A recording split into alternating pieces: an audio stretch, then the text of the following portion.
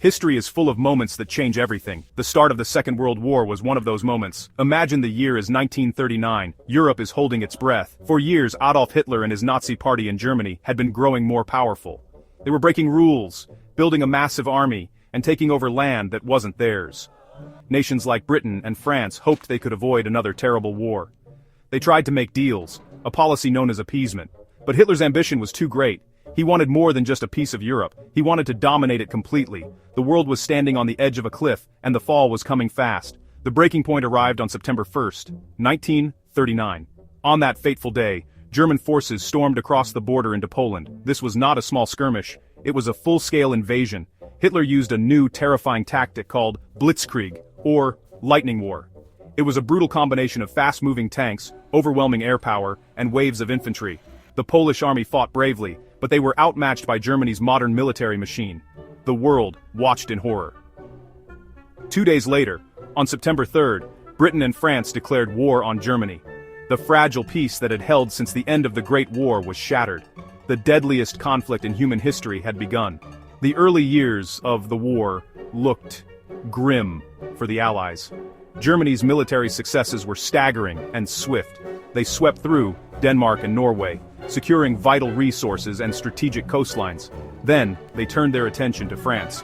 Using the same Blitzkrieg tactics, German tanks bypassed the heavily fortified Maginot Line, a string of defenses the French thought was unbreakable. They punched through the Ardennes forest, a move the Allies considered impossible.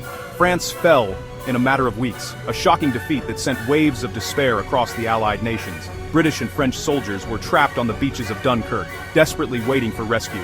From the shores of Britain, a new leader emerged to challenge Hitler's dominance. His name was Winston Churchill. With his powerful speeches and bulldog spirit, he rallied the British people. He promised them nothing but blood, toil, tears, and sweat. He made it clear that Britain would never surrender. This set the stage for the Battle of Britain, an epic air war fought in the skies over England. The brave pilots of the Royal Air Force, known as the Few, took on the mighty German Luftwaffe. Against all odds, they held firm. They stopped Hitler's invasion plans in their tracks. It was the first major defeat for Germany, proving that the Nazis were not invincible.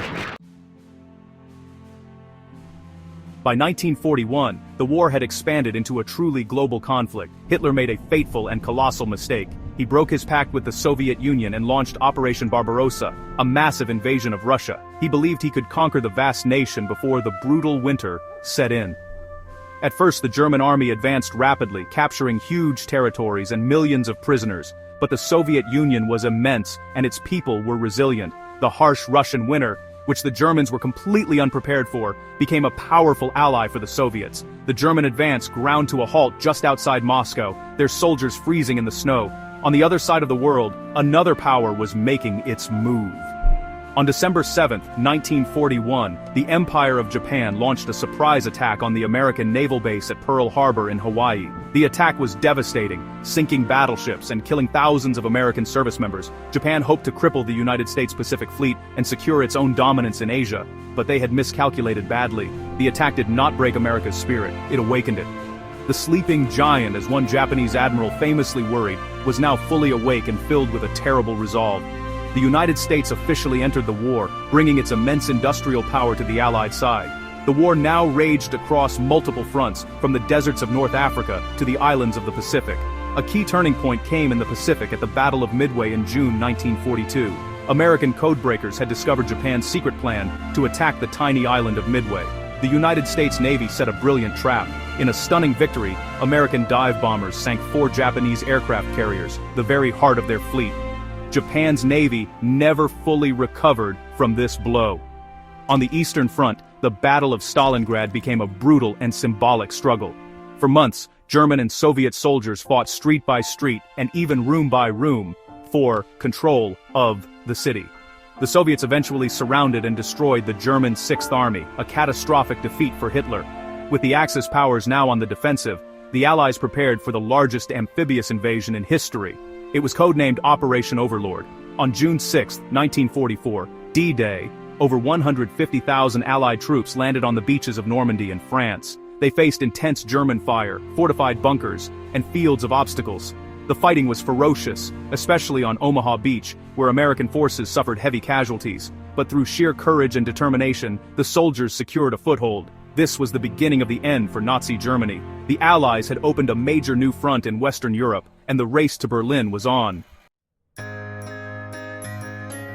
Beyond the roar of tanks and planes, another war was being fought in the shadows. This was a war of spies, codebreakers and secret agents. One of the greatest secrets of the war was held at a place called Bletchley Park in England.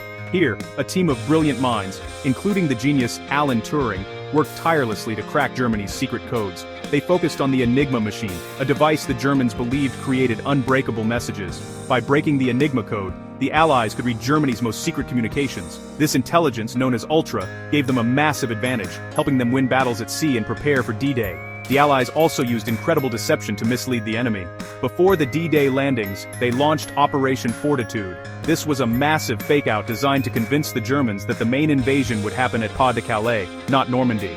They created a phantom army, complete with inflatable tanks, fake radio transmissions and dummy aircraft. They even used a double agent, a Spanish spy codenamed Garbo, to feed false information to German intelligence. The deception worked perfectly. Hitler kept powerful divisions waiting at Calais, away from the real landings, which saved countless Allied lives on the beaches of Normandy. Meanwhile, the war transformed life back home. The home front became a crucial part of the war effort. In Britain, people endured the Blitz, a nightly bombing campaign by the Luftwaffe that targeted cities like London and Coventry. Citizens spent nights in bomb shelters and learned to live with constant danger. In the United States, factories that once made cars started churning out tanks and bombers at an astonishing rate. This industrial production was nicknamed the Arsenal of Democracy. Women played a vital new role, taking on factory jobs that had been left by men who went to fight. Rosie the Riveter became a powerful symbol of female empowerment and contribution. Rationing was a daily reality for civilians in many countries. Governments limited the amount of food, gasoline, and clothing people could buy to ensure there were enough resources for the soldiers. Families were given ration books with stamps for items like sugar, meat, and butter. People were encouraged to make do, and mend, and to grow their own food in victory gardens. While it was a time of great hardship and sacrifice, it also brought communities together. There was a shared sense of purpose, and a feeling that everyone, whether on the battlefield or at home, was doing their part to win the war. By the spring of 1945, the Nazi regime was collapsing. Allied forces were pushing in from the west, while the massive Soviet Red Army was advancing from the east. The final battle for Germany was the Battle of Berlin. It was a brutal, desperate fight as Soviet soldiers stormed the German capital. Deep in his bunker beneath the city, Adolf Hitler finally faced reality. The empire he had promised would last 1,000 years was in ruins. On April 30, 1945, as Soviet troops closed in, Hitler committed suicide. A few days later, on May 8, 1945, Germany officially surrendered. The day became known as VE Day, or Victory in Europe Day, sparking massive celebrations across the Allied world. But even as Europe celebrated, the war in the Pacific raged on. The fighting against Japan was incredibly fierce. American forces had to island hop their way across the Pacific, capturing one heavily defended island after another.